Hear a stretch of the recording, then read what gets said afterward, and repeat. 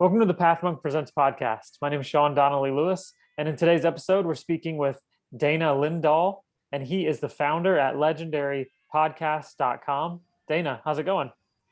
Good, Sean. Thanks for having me. Yeah, no problem. Thanks for being on the show. Talk to us about legendary podcasts. I assume what makes podcasts legendary, because I'm not going to ask you about podcasts because I know what those are, but talk about your company for a second. So my company actually got started as Legendary Lead Gen, was our main brand in 2014. And we pivoted towards the podcasting space around the time that COVID happened, both because we wanted to distance ourselves a little bit from the ever worsening lead gen landscape that was happening on LinkedIn, especially as people were getting desperate around this point last year, but also because we saw due to COVID that people were going to be creating a lot more content remotely and that podcasts were really primed for a blow up, and even more so than they already were. So we wanted to take our existing skills in the lead gen space, like copywriting, how to find anyone's email address, and how to get a positive response out about just about anybody, and apply that into a whole new medium and platform, which was podcasting. So we made that pivot around March of 2020, which was a tumultuous point for a whole lot of people. But it's actually been a really, really good pivot for us. We've enjoyed working in this way for a number of different reasons. So talk about your clientele for a second. Who have you worked with? You work with any companies looking to do podcasts? Talk about your clientele. Yeah, so we work with a lot of agencies, although that's probably a lot of spillover from our lead gen company, where we were primarily focused on agencies. But we're starting to work with more authors and SaaS companies and thought leaders as well, because they lend themselves really well to podcast guest appearances. We do two separate things at Legendary Podcasts. We do both podcast guest bookings, helping people to get placed on existing podcasts. And we also do podcast production and launch, helping people to strategize and launch their own podcasts. So the first one with the bookings, that's primarily focused on people who just want to get their thoughts out there in front of other people who want to maybe promote their business in a light way, because the podcast hosts don't really appreciate you coming on and just pitching yourself relentlessly. But obviously in there's ways that you can talk about yourself and what you're doing that are not quite promotional, but get the message out there to the audience that you're looking to speak to.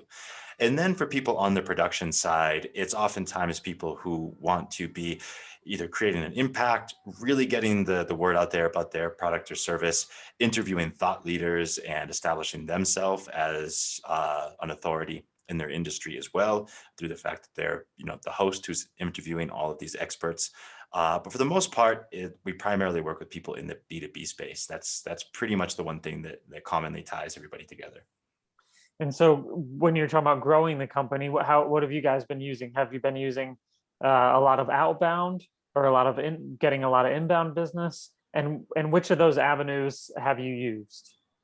So we are definitely eating our own dog food here, as we have a lead gen company, and we've been selling outbound services for close to 7 years now.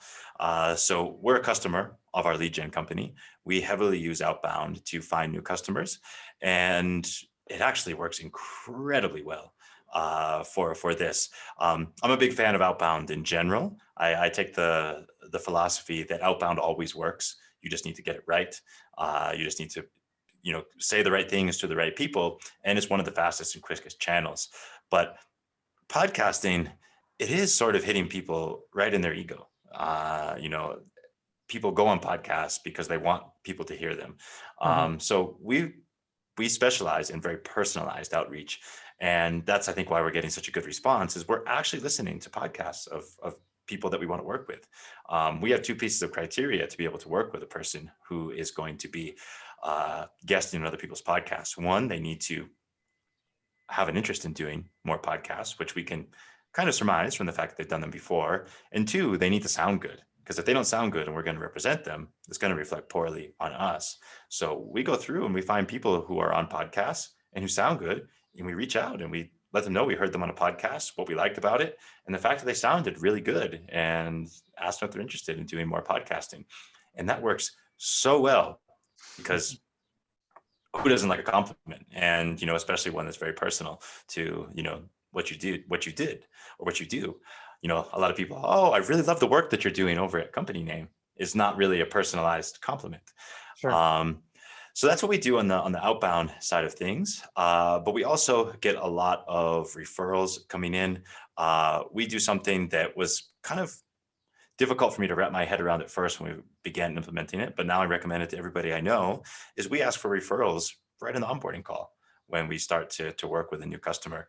I often thought in the past that was a bit arrogant to do, but after spending a lot of time with a lot of different customers, not a single person has, thought that it was strange. Not everybody has a good referral for us, but lots of times people do know somebody who's a good fit. Hmm. So every customer is sort of a jumping off point to another customer. Very cool. Yeah, very cool. I just want to transition over to the website for a second. I have it up right here. What role does the website play in acquiring new clients? So we like to put, some information on the website. The website is still actually pretty new for us because we just pivoted to this new brand in February of this year. We've been running our podcast booking and production services under our legendary lead gen brand up until February. So the website has played an instrumental part. As soon as we got it up, we saw a big uptick in sales because people were realizing that now we're a specialized podcast company rather than a lead gen company who also does podcasting. But the biggest thing for us is we host all of our media kits right on the website. So for each customer that we're booking onto podcasts, we create a media kit for them. And that's created a ton of traffic towards our website and is helping us to, have better SEO. We're having more traffic. People are finding us in different ways. So in that sense, the website has been very instrumental. But that being said, there's a whole lot of things that we're currently not doing with the website that we could be optimizing for not just a better customer experience, but bringing in more customers as well. Yeah. So, which one of those pain points, which one of those things do you feel like you would want to improve? Would it be the ability to convert, the quality of the leads generated, or the user experience? So I actually think it's a type of thing that your company specializes in, having a better understanding of who's visiting the website, at what stage of the journey that they're in. That's something that I really want to dig a lot deeper into. Um, Currently, the website started off as a one pager and we just kept adding to it over time because we were running the service already. It was just more of a matter of, getting something public up there for people to be able to visit. So we have some things like that in place in our lead gen company. It's just, not taking a priority yet as we're bringing on customers quite quickly already. So we want to make sure all of our operations are in place before we throw more gas on this already burning fire. So I want to come back to what you guys do, the service that you guys offer. I don't know the space at all. Is there a space for it? And if so, what do you guys do different than other people that occupy the same space? So yeah, there's other companies out there that have started to do this as well. I think other companies, lead gen companies, have made the same conclusion or come to the same conclusion that we had, that, hey, this is our core skill set on the lead gen side of things. We can branch out and, do this in a much different way. As for what sets us apart, lots of these companies out there will still run this like a cold email campaign, whereas they set up another domain for their customers. They set up an email address as them, and reach out as the customer trying to book themselves on. They're just managing the process. We have podcast booking agents, so everything is happening from us in an agent style capacity. That means that we are, basically acting as their PR agent specifically for podcast, and we represent them, and we maintain relationships with a lot of different podcast hosts who are constantly looking for new guests as well. So that makes it a lot easier for us to place people, because while we do rely on outreach as well, because that's our core skill set, it's much easier for us to place people, and we get higher quality placements when it's hosts who we already have a pre-existing relationship with. The other thing that I think sets us apart is we've taken a much different approach to lead gen in the past. You know, things are very spammy and automated these days. And if you go on LinkedIn, and accept someone's connection request, you can almost set your watch by how quickly you're going to get a Calendly link telling you that they can help you grow your business as the next message coming in. But we've always taken a much different approach, and we don't use automation. We do everything by hand. We go out and we actually do manual research and qualify leads for our lead gen company and podcasts for our podcasting company fully by hand. And I find that that's something that I think is going to be more prevalent going forward, especially as LinkedIn is starting to introduce connection request limits. I think it's 100 a week right now, which is so much lower than a lot of companies have been doing in the past. But I think that's going to necessitate people getting more manual, more granular with who it is that they're reaching out to. But that's something that we've been doing already for years. And you talk to people who are running campaigns of any kind, and the common response is, "Oh, well, I don't have time to do all that." And our philosophy is, I don't think you don't have the time to not do that. That's probably the wrong use of a double negative. But what I mean to say is, this is your reputation on the line, and in sales outreach, people kind of, it's not that they get it, they don't like it at all when you do a bad outreach to somebody. But in the podcasting space, it's a very relationship based ecosystem. We're able to grow the way that we are because we're creating relationships with other podcasters. And I always tell people that a podcast host is by design a motivated and driven person. That's why they have their own podcast. Lazy and unmotivated people do not just go and start podcasts.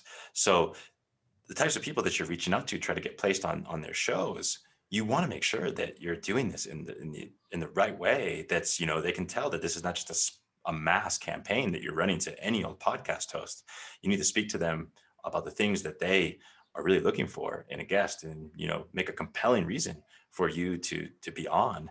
And I think that's the main differentiation, is that we just have years of experience of doing this in a manual fashion, putting value first and not treating things as a numbers game, but as a people game, right? Not even as a game really, but just, this is, sales is relationship based, just like podcasting, but it's much easier to forget that sales is that relationship based scenario. But podcasting is always very, very easy to remember that.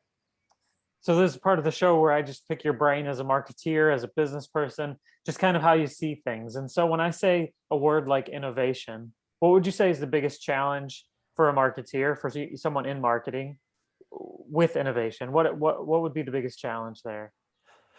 I think it's that lots of people tend to get complacent with the things that they're already doing and the things that are working.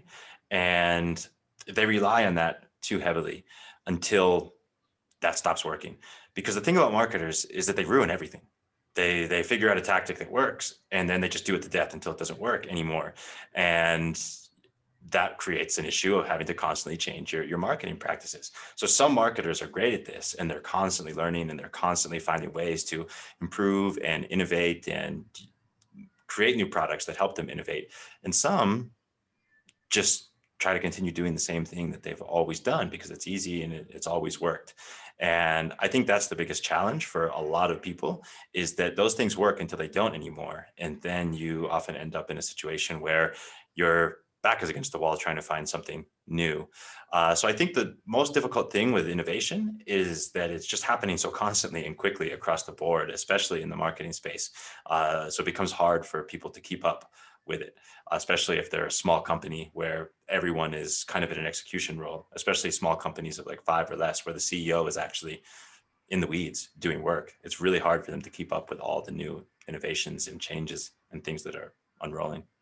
That's interesting that you say that, because I was just reading something um, about the fact that jingles actually aren't popular anymore because they didn't work, but they're unpopular because they work too well. That's so interesting that you would say that there's actually something about marketeers where they do something really well until it's not popular anymore. And just thinking about like a jingle actually is super effective. Like I could still remember them from when I was young, different things like yeah, certain companies and stuff like that that had amazing jingles, but nobody does them anymore because it's too effective. It's stuck too much in your head, and then there's a negative connotation because people can't get it out again. That's interesting that you would say that marketeers make things bad, but I could understand what you definitely mean by that.